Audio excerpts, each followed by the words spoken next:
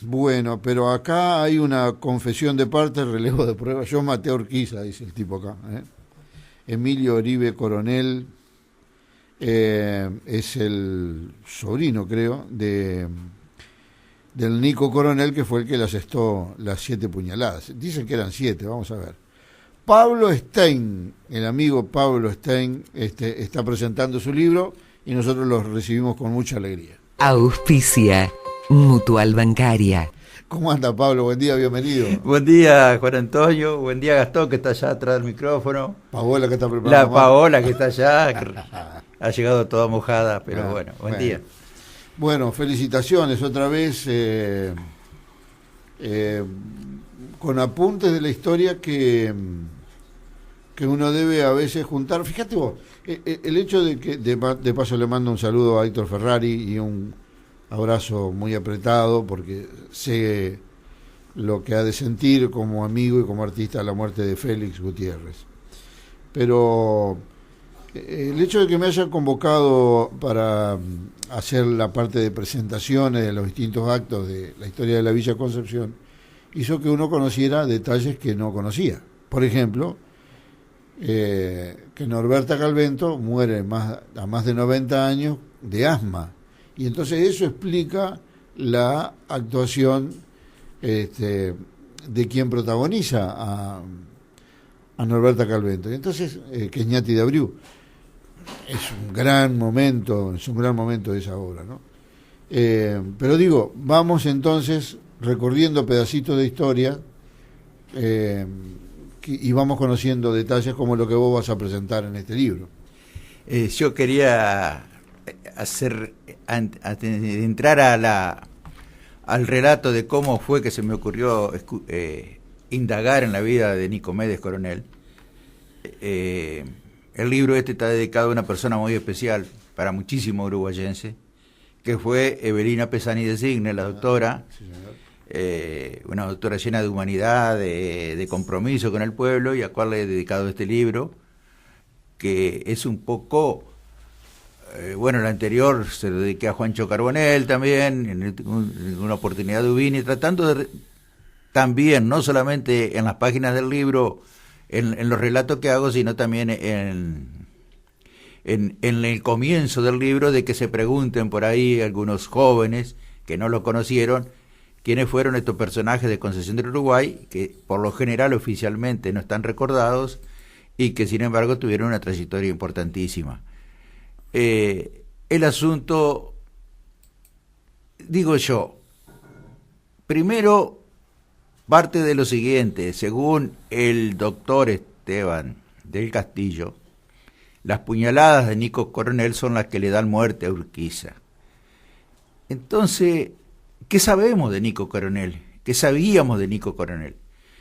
Prácticamente, que era un gaucho que había huido del Uruguay, y que Urquiza lo había conchavado dándole un empleo, de que inclusive fue padrino de algunos de sus hijos. Pero ¿quién era Nicomedes Coronel? ¿Y cómo hacemos para averiguarlo? Porque la historia va cambiando un poco en la medida que uno va profundizando. Vamos a decir algunas cosas, por ejemplo, alguna cosa que de ahora reciente. Yo hablo mucho porque tengo la suerte de tener muchos amigos colectiveros que viajan a la ciudad de Córdoba. Entonces le decía que me explicaran por qué Echeretti había sacado tantos votos, por ejemplo. Sí. Y me explicaba, si vos vas a Córdoba ahora, si fuiste hace 20 años, ahora es otra cosa Córdoba. Sí. Bueno, hay que estar en el lugar, claro, la y averiguar. De los Rodríguez Sá en San Luis. Vos entrar en San Luis, parece que entrar en otro mundo. Entonces, primero averiguar quién era, o quién es, o quién sigue siendo, o si se lo recuerda, de dónde era y de dónde había nacido Nicomedes Coronel. En un acto de arrojo un poco, porque los caminos uruguayos son impresionantemente. Imagínense en la ruta 14 en su peor momento, cuando era de ripio y todo, llegar al Cerro Largo, son 600 y pico kilómetros desde acá, significa 10 veces más que eso, es peor. Son caminos horribles. Nosotros muchas veces decimos, Juan Antonio, vos también alguna vez lo habrás dicho, que Dios atiende en Buenos Aires. Bueno, sí. Parece que en el Uruguay atiende en Montevideo. Sí. Porque vos llegando a Montevideo, todas las rutas hermosas, pero el norte uruguayo es terrible. Bueno, fuimos y resulta que el don Nicomedes Coronel había sido comisario. Oh, primera sorpresa. Resulta que la familia Coronel, con la cual me sigo escribiendo con algunos de sus miembros en este momento, porque los conentré, es una familia ilustre. Tanto es así que vos entrás al Museo Histórico Regional de Melo, que es la capital del departamento de Cerro Largo, y te encontrás con una foto gigantesca del tío de Nicomedes Coronel, que es el fundador de la ciudad de 33, que murió en el campo de batalla, no por balas enemigas, sino porque en campo de batalla sufrió un ataque al corazón y falleció, que recibió honras del mismo presidente del Uruguay. Y todo esto se enmarca en una parte que, si vamos a hablar de lo político, entre federales y unitarios, o blancos y colorados en el Uruguay. Uh-huh. Resulta que vos llegás a la ciudad de Melo y te encontrás con una ciudad espectacular en el sentido humano. Es una ciudad de unos 50.000, 55.000 habitantes, muy cerca de la frontera con Brasil, y de donde fue comisario precisamente Nicomedes Coronel fue de la ciudad de Aceguá. Me llegué hasta Aceguá, que es límite con el Brasil, pero fundamentalmente los datos que fui obteniendo en Melo son los que me permitieron recomponer gran parte de la vida de Nicomedes Coronel. Fíjate vos, qué importante, ¿no? Los Coronel venían de Paraguay. Es una familia de origen paraguayo, que se radicó, así como Pancho Ramírez se radicó, el padre de Pancho Ramírez, paraguayo, se radicó en esta zona. Y me encontré con otra sorpresa. Hablando del pronunciamiento de Mayo, la directora del museo me dice, vamos a cruzar hasta la plaza que está enfrente, y le voy a mostrar una placa. Y esa placa dice que poquitos días después que se pronunció el Cabildo de Concepción del Uruguay, se había pronunciado Cerro Largo. Mira. ¿Cómo hicieron para llegar en esa época tan pronto a ese lugar remoto, ya en esa circunstancia? Claro. Y sin embargo... Y esa placa despeja la argentinidad y orientalidad antes del 33. Exactamente, Juan Antonio. Así que fíjate cómo, yendo al lugar, estando con la gente, te encontrás con otras realidades. En un reportaje que me hace la televisión de Cerro Largo, la periodista, muy jovencita ella, pero con sólidos conocimientos de historia, me dice, hay un libro en la biblioteca que se llama así y así, que cuenta la muerte de Urquiza a través de Coronel, y era el dato que por ahí me estaba faltando en escrito. Claro. Y es Emilio Oribe Coronel, es el autor de este poema, que para que tengan una idea más concreta, hay dos museos importantes. Uno es el Museo Histórico Regional y el otro es el Museo de Juana de Barburú, porque Juana de Barburú es nacida en Cerro Largo, el Melo, que vos ponés Melo en internet y te va a salir el Melo argentino. Bueno, tenés que poner Melo Cerro Largo para trasladarte al Uruguay. Es la segunda figura en importancia dentro de la poética de Cerro Largo, este señor Emilio Oribe Coronel, que pese a que el apellido es el mismo del que fue presidente del Uruguay y comandó las tropas que argentinas, que era Oribe, era hijo de un comerciante español y de una coronel, precisamente. Los Coronel era una familia muy numerosa, muy numerosa. Tanto es así que Nicomedes Coronel se casa con su prima. Y eso va a tener algunas implicancias en el posterior desarrollo del libro, y va a ser una de las explicaciones generales por qué en la contratapa del libro dice, ¿fue una mujer la causa principal de la muerte del general Urquiza? Y hay una pregunta, que inclusive se la dejo que la conteste quien lee el libro, Claro. y no se trata de un drama amoroso, pero fue una mujer, y sería el segundo, porque primero fue el Pancho con la Delfina, Ajá. pero fue una cuestión ya amorosa, digamos, aquella. Esta no es amorosa, pero tiene que ver muchísimo una mujer. Y queda otra pregunta que también no le encuentro respuesta. Si las condiciones políticas, sociales, culturales, morales, si aquellos que sienten que Urquiza estaba traicionando la causa federal se complotaban para matarlo o para derrocarlo. Porque hay un episodio... Bueno, según el armado del guión de Historias de la Villa, López Jordán habría ordenado apresarlo, traerlo, desterrarlo, castigarlo y quedarse con todo. Sin embargo, y ahí está el factor humano. Buenísimo. Ahí está el factor humano.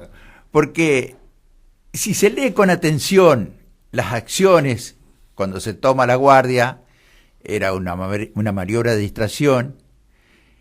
La persona que fue decidido a matar a Urquiza fue Nicomedes Coronel. Nicomedes Coronel fue a matarlo a Urquiza, ustedes lo van a comprobar. Y la explicación está ahí, esa es la explicación humana. La explicación política era, lo destituimos en el cargo, lo llevamos prisionero, pero Urquiza tira primero. Entonces el Pardo Luna le responde con otro balazo que no es mortal, es el que le pega en la cara, sí. Y cuando cae Urquiza, ahí atropella, digamos, en criollo, atropella a Nicomedes Coronel, y era un hombre que por algo había venido a la Argentina, siendo comisario, había tenido un altercado con algún colorado, y lo había levantado en el cuchillo, lo había matado a un estanciero brasilero, Predecesor de Juan Moreira. Sí, algo así. Era un hombre ligero para el cuchillo, digamos, sí. Pero hay algunas cosas que son importantísimas en la vida, y voy a terminar contando una especie de leyenda que hay en Cerro Largo sobre Nicomedes Coronel. La cuestión es que Coronel sí va directamente a matarlo, y lo mata. ¿Puedo decir era un asesino? No, yo te diría que no, que cuando toma Concesión del Uruguay es tomada por Nicomedes Coronel y el Pardo Luna.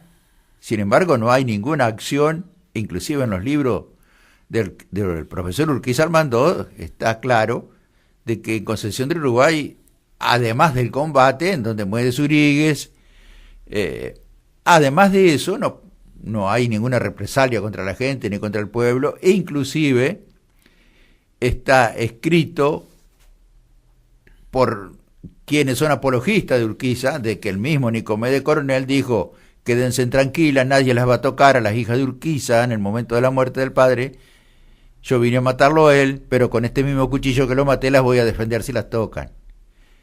O sea, había una especie de compromiso moral de esa parte. Una muerte estratégica en la vida de Coronel. Digo además que, digamos, la toma de Concepción del Uruguay, Urquiza es velado acá, en el centro, en el centro de la ciudad, digamos, y fue un velatorio normal, digamos, claro, conmovido por la muerte, la violencia, etcétera, pero no trascendió. Ahí hubiera podido hacer una ensalada si quería. Cierto, bueno, inclusive creo que hasta fue impensado. Por eso las primeras reacciones de López Jordán, si alguno lee, que dice, bueno, lamento que primero dice eso, después cuando madura, de cualquier manera, al pasado los meses recibe hasta el apoyo de José Hernández, el autor de Martín Fierro, cuando diciendo que Vidal Muerto estaba por traidor a la causa federal. Y hablemos... Sí, hay un poema cuento, digamos, donde es como que alguien le escribe una carta a Urquiza diciéndole por qué lo iba a matar. Entonces, yo que lo acompañé en esto, y cuento una anécdota que, claro, como todo relato, ronda la fantasía y la verdad, que Urquiza elige una mujer en una cena. Sí. Y le dice, pero es la dueña de casa. Entonces el dueño de casa se enoja y Urquiza dice, bueno, vení. Bueno, vuelvo a repetir, la muerte de Urquiza tiene que ver con una mujer, pero no es una cuestión amorosa, pero tiene que ver con una mujer. Es interesante. Sí. Y es así. O sea, es así, porque eso explica el profundo resentimiento que tiene Nicomedes Coronel contra Urquiza, que había sido recomendado. Hay un señor Moreno de apellido, que no es Mariano Moreno, es un uruguayo, que también tomó la ciudad de Colonia, que era muy amigo de Urquiza, porque en determinado Urquiza le había dado refugio, y que es el que, cuando se destituye a Rosas, las tropas de Urquiza entran al Uruguay, junto con la brasilera, 13.000 brasileros invaden el Uruguay, el que manda a Oribe lo manda a negociar. Oribe, que era el presidente del Uruguay en ese momento. Hay algunas cosas que no se explican todavía en la historia. En el Uruguay había dos gobiernos, uno en Montevideo y otro en el interior. Claro. El del interior lo dirigía Oribe. Oribe lo comisiona a Moreno y habla con Urquiza y llegan a un pacto por el cual, bueno, que no van a pelear, qué sé yo, y Urquiza se dedica a destituirlo a Rosa de ahí en adelante. Pero este señor Moreno lo recomienda a Nicomedes Coronel, que viene huido por las muertes que había hecho siendo comisario que mataba en Colorado. Las circunstancias no están muy claras, habrá cuestiones que lo mató de una manera, se pelearon o no lo dice la historia eso, se dice que lo mató junto con, eran dos, no era uno, junto con un estanciero brasilero. Lo meten preso en Melo, en Cerro Largo, eran y son todos blancos. Tal es así que yo le pregunté, te estaba diciendo, de una ciudad de 50 y pico mil habitantes, ganaron por mucho las elecciones, los blancos, en Melo, Cerro Largo lo dirigen los blancos, por 16.000 votos, dice, eran 50.000 habitantes, por 16.000 votos. Bueno, entonces cuando lo llevaron preso, entró por una puerta y salió por la otra. Claro. Y se vino a Entre Ríos con la carta de recomendación de Moreno, por federal, de federal a federal. Para los que todavía no lo captan a esto, los blancos representaban al Partido Federal en el Uruguay. Y los unitarios, claro, estaban representados por los colorados. Ahí en Latinoamérica, no solo en el Río de la Plata, hubo una concepción centralista de los herederos de la Revolución, o las viudas de España, que entendieron, como Buenos Aires y Montevideo, que muerto el rey, si ellos administraban todo mientras estaba el rey, ¿por qué no lo van a administrar después? Claro. Y ahí nace el unitarismo y el centralismo, que, bueno, Masramón decía que Rosas no era federal, era un unitario que entendió la problemática de la gente del interior. Una muy buena definición, sí. Además, bueno, quienes gozamos de la amistad de Masramón, era un genio en su época, aunque un poco, hoy estaría un poquito atrasado en sus conceptos históricos, sí. Pero muy importante. Bueno, pero lo que pasa es que hoy hemos conocido aspectos de la historia, digamos, a ver, hay argentinos que todavía están descubriendo que nosotros no nacimos de Buenos Aires, que la conquista vino del norte, que por eso Santiago del Estero, Salta, Jujuy, Córdoba fue la primera universidad de Latinoamérica, y Buenos Aires estaba en pañales. Entonces, si no sabemos eso, no entendemos todo lo demás. Y evidentemente, cuando yo digo que Mitre informa primero, informa desde aquel momento, porque fue él el que nos inventó la historia de San Martín Santo y se negó a reconocer que era un mestizo. Entonces, claro que todos estos aportes nos ayudan a entender lo que somos, pero recién ahora estamos conociendo la verdad. Exactamente. Bueno, la cuestión es que la historia de Nicomedes Coronel, yo no quería abusar del horario de ustedes, pero quería redondear lo siguiente. Avísame si son las 9. Cuando Nicomedes Coronel luego de la derrota de López Jordán, tiene que huir al Uruguay, había matado a Urquiza y era un grande había matado a un grande, ellos mismos lo dicen, había matado a un grande. Por lo tanto, quiere incorporarse a las fuerzas de Timoteo Aparicio, que hace una última revolución tal vez en Uruguay, aunque se vivían peleando colorados y blancos. De una manera le dicen la revolución de las cañas por las cañas tacuara, y no lo aceptan en el ejército revolucionario porque era una mala propaganda tener al hombre que lo había matado Urquiza. Entonces tiene que huir al Brasil. Este hombre tenía una madre que había quedado viuda hacía muchos años ya, que muere inclusive después que Nicomedes Coronel. Y esa señora viuda dice: mi hijo me va a venir a visitar una noche. Esto circula en todo Cerro Largo, como una leyenda ya. Entonces no se acostó más a dormir, esperando que el hijo, burlando la vigilancia que había, o la pseudo vigilancia, alguna noche viniera a visitarla. Dice, contado por una tía ya fallecida por supuesto, por una tía de Nicomedes Coronel, relata que al menos 2 veces por la noche, amparado precisamente en la oscuridad, Nicomedes había ido a visitar a su madre viejita y se volvía a Brasil, se refugiaba en Brasil, en donde muere. Hay una cosa increíble, no se sabe con exactitud el año del nacimiento, pero tampoco el de la muerte, ni del lugar. Unos autores uruguayos dicen que murió en tal año y en tal ciudad, y otro en tal ciudad y en tal año, y no se ponen de acuerdo en eso. La cuestión es que ni siquiera se sabe dónde está la tumba de Nicomedes Coronel. Y dejo otra pregunta. No te olvides que Nicomedes Coronel estaba casado y que tenía 5 o 6 hijos que vivían en la estancia San Pedro. La señora de Campos, que hereda, destruye la vivienda donde vivía Coronel y ahí edifica en su posterior vivienda, la que va a ocupar con el general Campos después. La pregunta es: ¿qué se hizo de los hijos de Coronel? No se sabe. Coronel tuvo que huir. No se sabe qué pasó. Nadie se pregunta. Ningún historiador indagó nunca. Y es lo que está pasando la mayoría de las veces en la historia. Lo que pasa es que la figura central es la que se lleva la marca, digamos. Exacto. ¿No? Pero, Acá, ¿qué pasó con los hijos de Coronel?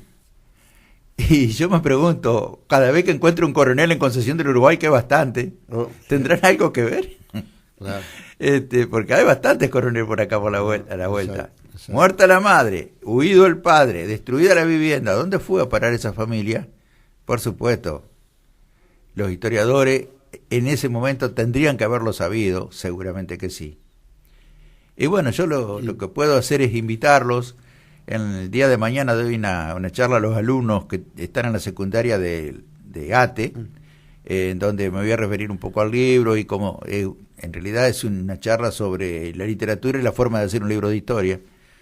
Voy a explicar eso, son una buena cantidad de alumnos, todos mayores. Fui invitado. Seguramente van a surgir un montón de preguntas ahí y va a estar lindo.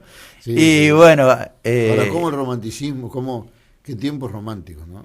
Tiempos románticos... Y violentos, violentos y románticos. Y bueno, pero lo que pasa es que todos los momentos románticos están bordeados de pasiones. Si no hay pasión, no hay romance. Algo nos quedó a nosotros de todo eso. Sí, claro. Algo quedó latente en el pueblo. Yo recuerdo que hablando con gente de las islas, me decía, pero tal persona, yo le decía, fue un asesino, pero era valiente, te dicen.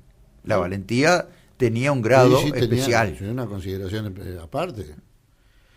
¿Por qué le temían a Ramírez? Porque Ramírez no tenía miedo. Sí, porque él iba a la... Claro, lo sacó a la Madrid de las pestañas ya con 100 tipos.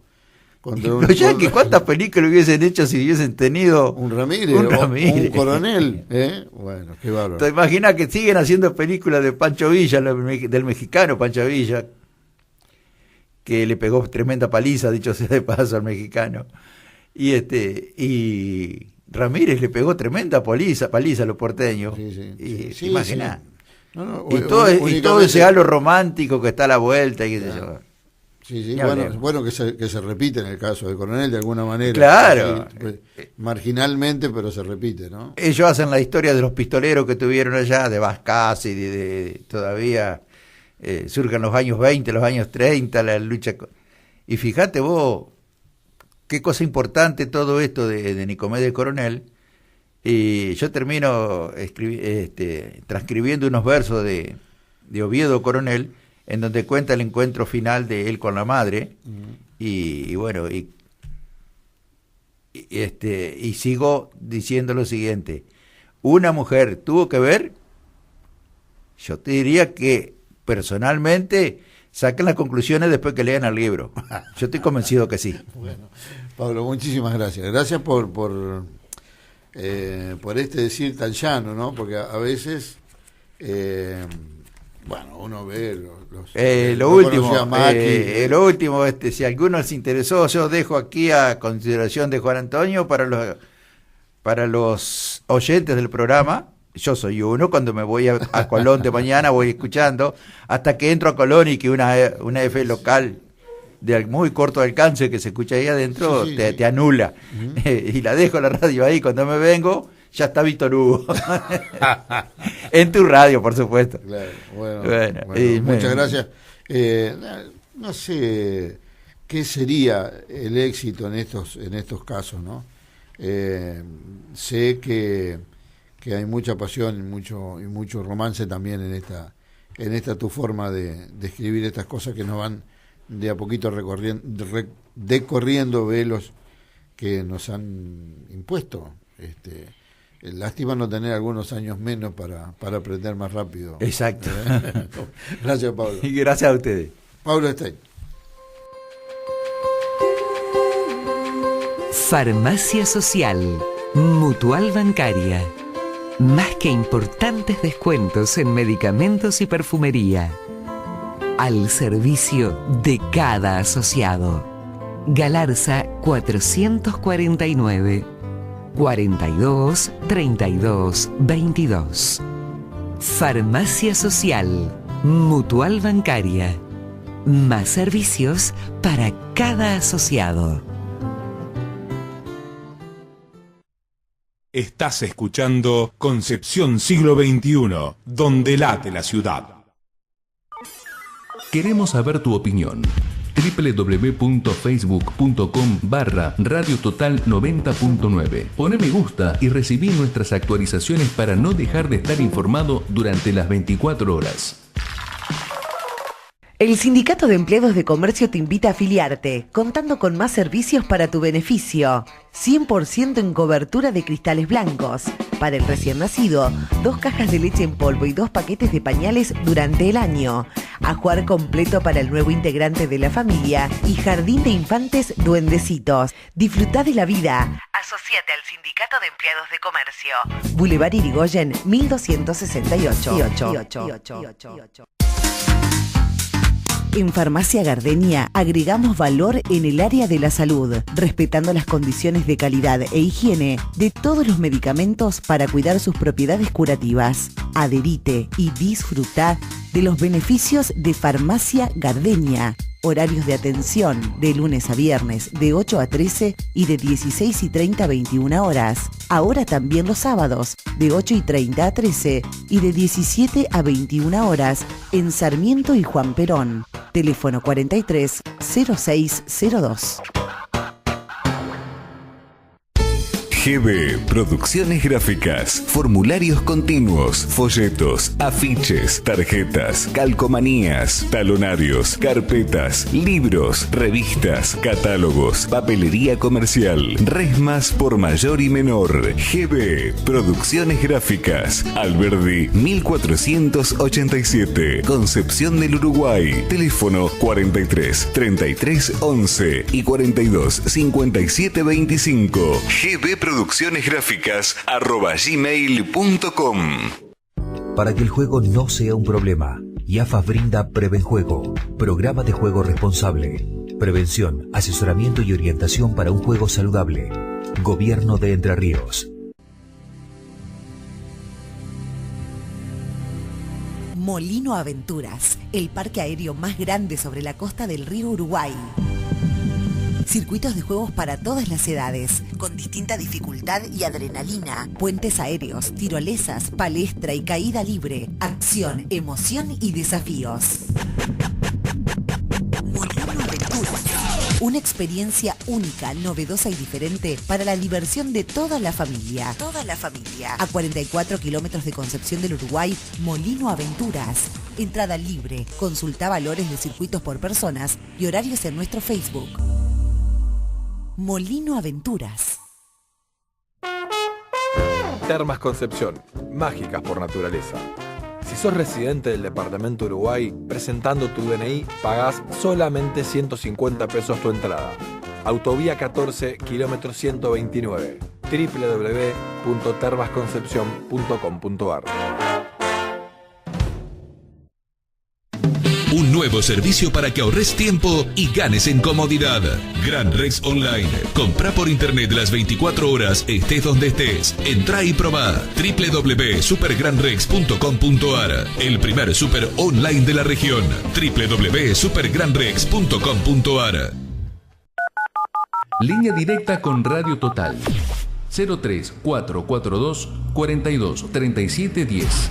03442 430 500. Radio Total, otra radio.